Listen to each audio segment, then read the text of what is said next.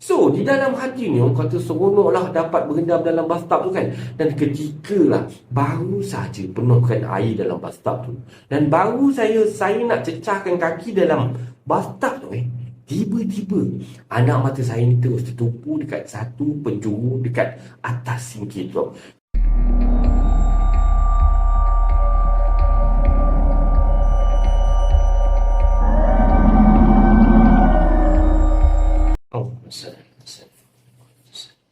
Assalamualaikum warahmatullahi wabarakatuh dan salam sejahtera kepada anda semua. Selamat datang ke channel Kisah Seram Malaysia dan diharapkan anda semua pada hari ini sihat-sihat belakalah hendaknya, ya, insya-Allah. Baiklah, semua kisah-kisah yang saya akan ceritakan dekat sini anggaplah sebagai satu hiburan sahaja. Jangan terlampau taksub ataupun terikut-ikut, ya. Baiklah, sebelum kita bermula, marilah kita sama-sama berdoa kepada Allah Subhanahu Wa Taala. Semoga Allah panjangkan umur, murahkan rezeki, berikan kesihatan yang baik dan pemudahkan segala urusan kita di dunia dan di akhirat. Dan semoga Allah memberikan syurga buat emak dan ayah kita. Amin, amin, ya rabbal alamin. Jadi, tanpa membuang masa lagi, kali ini KSM nak membawakan anda kisah tentang hotel. Di mana tentang percutian, macam itulah lebih kurang. Jadi, marilah kita terus ke video yang pertama dengan lafaz. Bismillahirrahmanirrahim.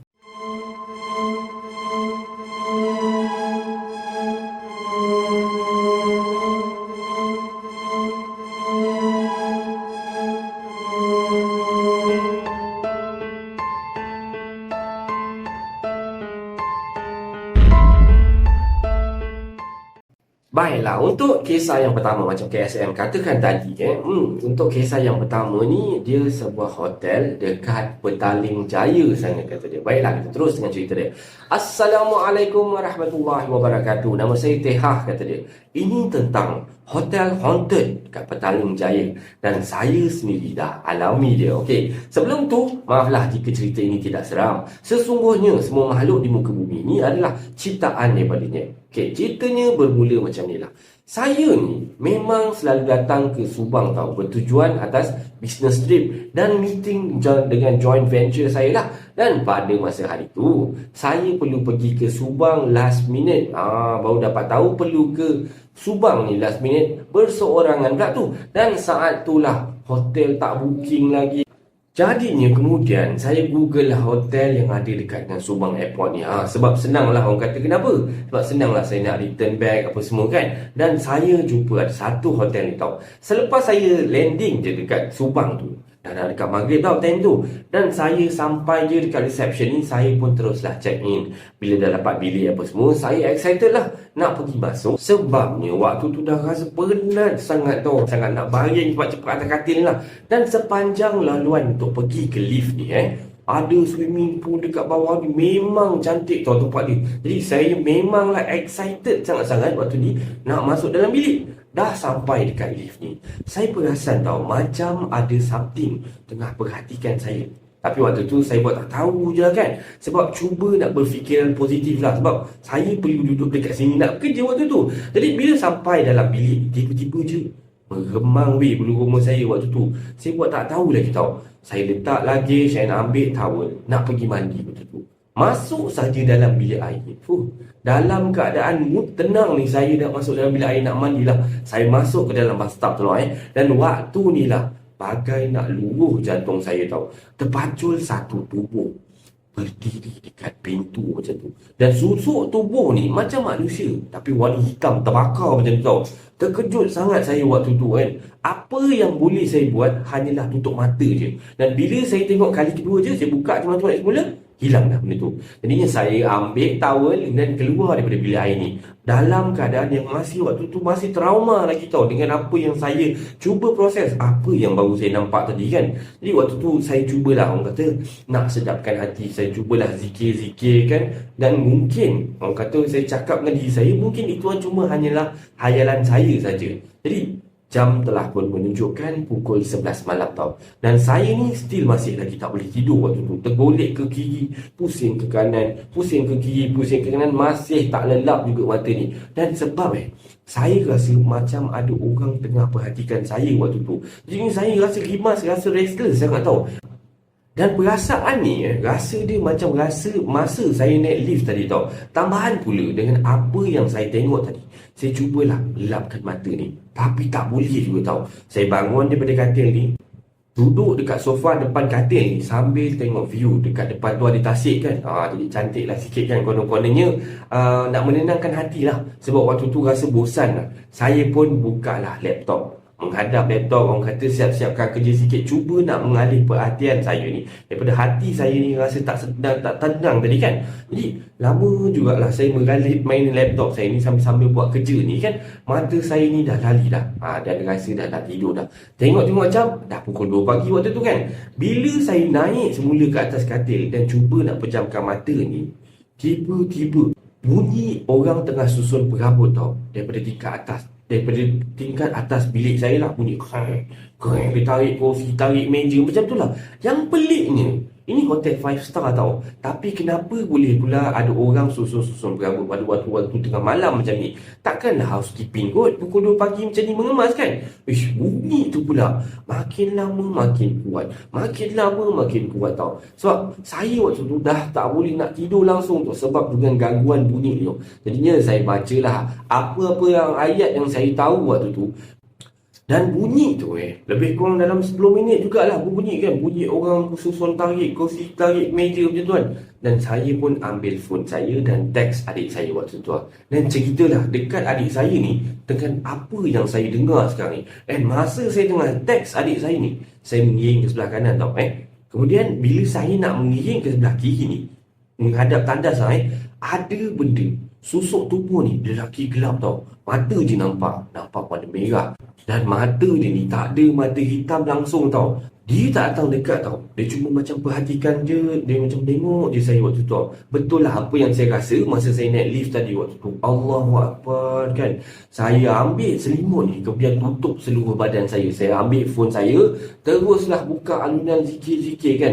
Dengan kuat tau. Saya pasang zikir tu dan saya pun ikut sekali baca. Dan selang dalam 15 minit macam tu, saya kat bawah selimut ni, saya dah macam menggigil-gigil sambil saya zikir sorang-sorang kat dalam selimut tu kan. Saya pun cubalah, orang kata buka selimut tu. Dan benda tu pun Alhamdulillah dah tak ada dah. Saya bacalah zikir tu sampailah saya tertidur dengan lampu semua terbuka waktu malam tu. Sebenarnya saya ni jenis yang tak suka tau tidur lampu terbuka. Tapi bila dah masuk hotel macam tu, kena gangguan macam tu, terpaksalah. Jadinya saya tergeraklah hati nak buka semua lampu, termasuk lampu katil pun saya buka semua. Dan pukul 6 pagi macam tu, saya pun bangun lah kan. Badan saya betul-betul tu rasa lemah, rasa sakit-sakit lah. Tak tahulah kenapa kan. Jadi saya bangun, memang dah tak nak tidur dah waktu tu. Sebab saya nak tunggu pukul 8 pagi, nak pergi dekat reception, nak pergi tanya ada tak orang dalam bilik dekat atas saya tu. Dan bila saya sampai dekat reception pada pukul 8 pagi tu, dan dia check lah bilik atas saya tu ada orang ke tak ada. And pihak reception ataupun kakak-kakak di dekat reception ni cakap dengan saya tak ada, kat atas bilik tu tak ada orang dek. Oi, jadinya masa tu saya pun berdegar olah darah kan. Masa tu saya pun naik cepat-cepat, kemas semua lagi saya, and then saya pun check out. Pagi tu juga saya check out. Walaupun ada baki lagi satu malam dekat sini, saya rela lah, burn pun tak apalah kan. Duit saya burn pun tak kisah. Pergilah ke another hotel, and tengah nak tunggu Grab tu, saya tengah cari dekat Google tau, cari pasal nama hotel yang saya menginap pada malam tu tau. Jadinya dia keluar dekat most haunted hotel dekat Petaling Jaya. Nah, nombor 1 hotel ni yang paling orang kata angker dekat Petaling Jaya ni. Alhamdulillah lah, sampai dekat hotel lain tak ada apa-apa lah. Cuma last minute check in memang cekik darah harga kata dia. Tapi tak apalah, rela lah daripada dengar orang susun-susun perabot malam tu and nampak benda tu, jadilah saya tak nak. Jadi pesan saya lah, before check in, better tengok dulu about hotel ni. Jangan jadi macam saya kan. Ini lagi kita nak bercuti-cuti ni kan, hari Sabtu hari Ahad ni, sebelum nak check in tu check dulu, kot ada apa-apa yang tak kena kan. Jadi boleh solve awal-awal, jangan menyesal nanti di kemudian hari ataupun di malam hari nanti. Baiklah, ini adalah kisah seram Malaysia yang pertama. Harap anda terhibur. Kita terus dengan kisah yang kedua.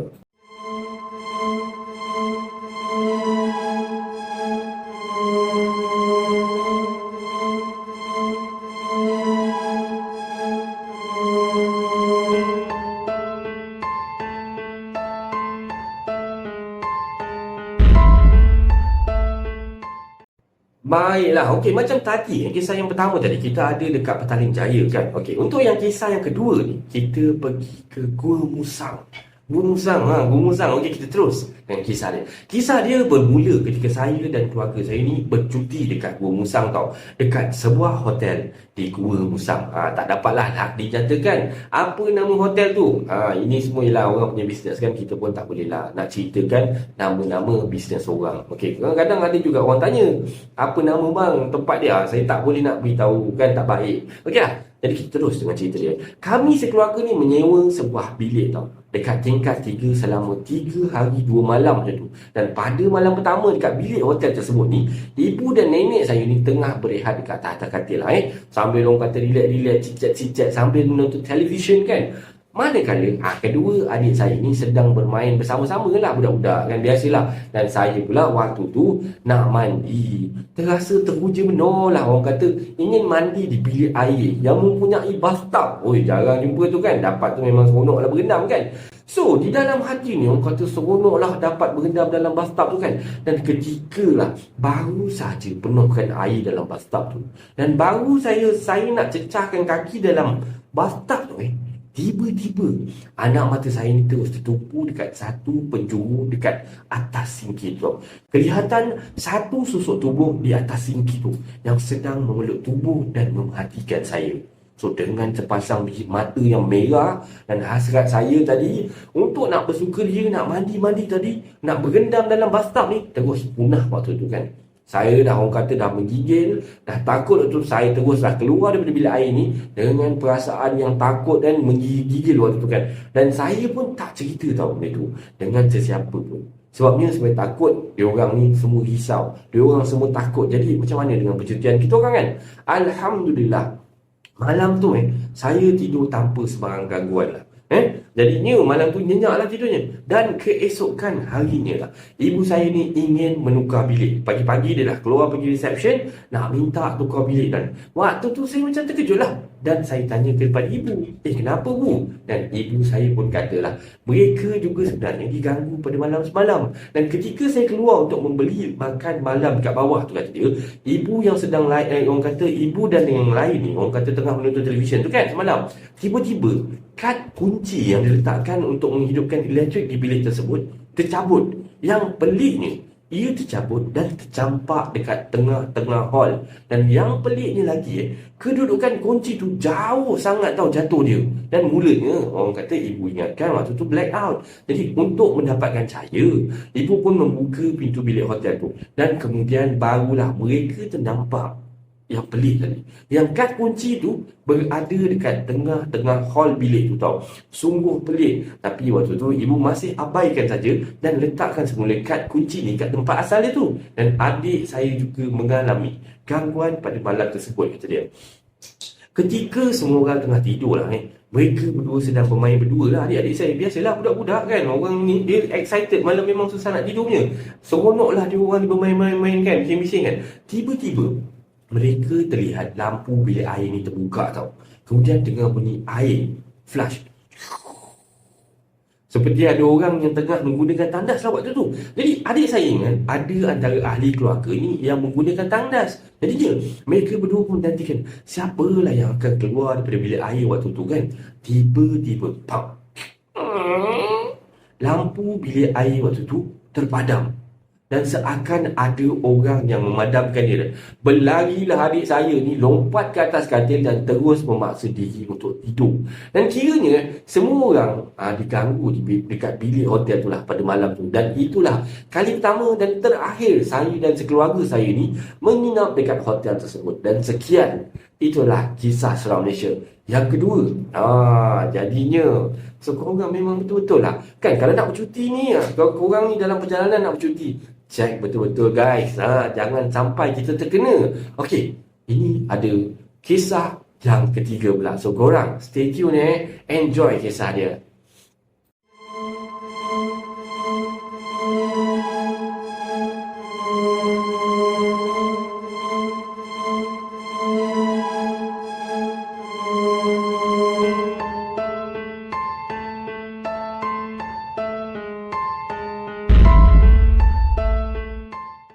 Okey, kisah yang ketiga ni, dan kisah terakhir ni lah kisah ni daripada Cik Ros, kata dia. Cik Ros nama dia. Okey, kita terus dengan kisah dia. Assalamualaikum warahmatullahi wabarakatuh. KSM. Waalaikumsalam.